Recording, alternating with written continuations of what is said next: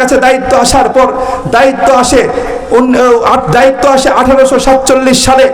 1847 সালে দায়িত্ব আসার পর 11 বছর পর 1857 সাল যখন হয়, তখন তিনারা আজাদী আন্দোলনের ডাক দেয় যে ইংরেজদেরকে এই দেশ থেকে বিতাড়িত করতে হবে, এই দেশ মুসলমানদের, তাদেরকে বিতাড়িত করতে হবে, তাদেরকে রুখতে হবে।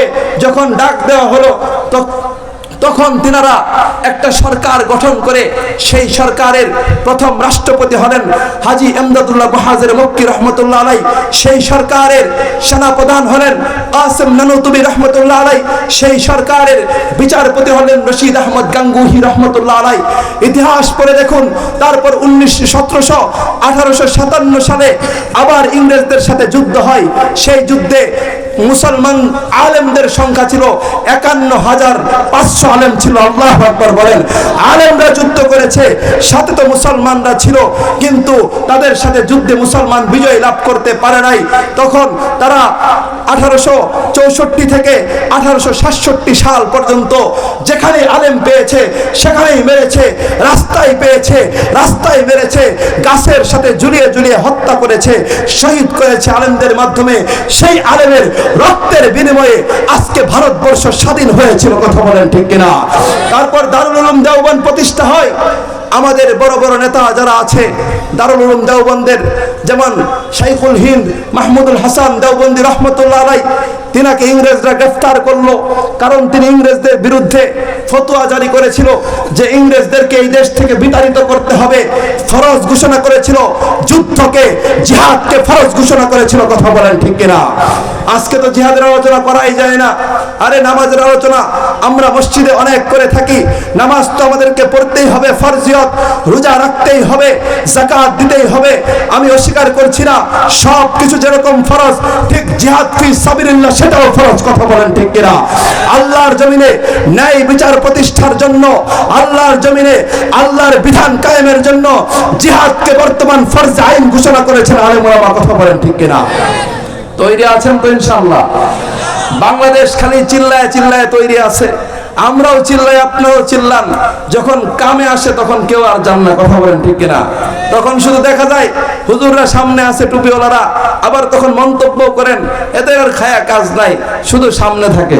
কথা বলেন ঠিক কিনা? এই অবস্থা হয়েছে বাংলাদেশের। কিন্তু আজকে থেকে বলতে চাই, বাংলার যুবক, আমার এলাকার যুবক, ঢাকলহাটির যুবক, আশেপাশের যুবক, স্বপ্ন দেখুন আমার রাসূলের স্বপ্ন।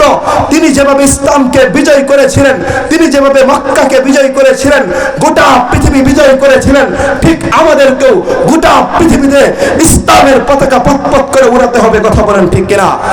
সেই আমাদের শাইখুল হিন্দ মাহমুদুল হাসান দেওবন্দিকে ইংরেজরা গ্রেফতার করলো।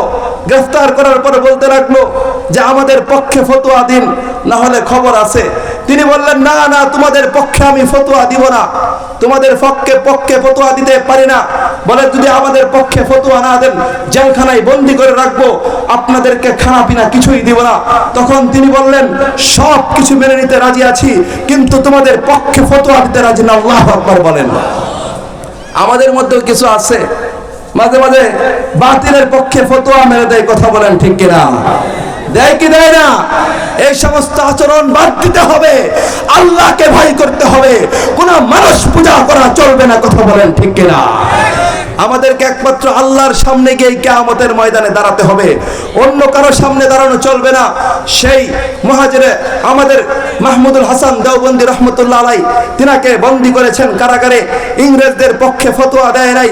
ঠিক আমিও বলছি, যদি যুবক তোমাকে, আমাকে, সমস্ত আলেম ওলামাকে বন্দী করা হয়, ভারত বিরোধী আন্দোলনের জন্য ডাক দেওয়া হয়, ইসলামকে বিজয় করার জন্য, ভারতবর্ষকে আবারও মুসলমানদের ঐতিহ্যকে ফিরানোর জন্য কে কে রক্ত দিবে? হাত তুলে দেখাও।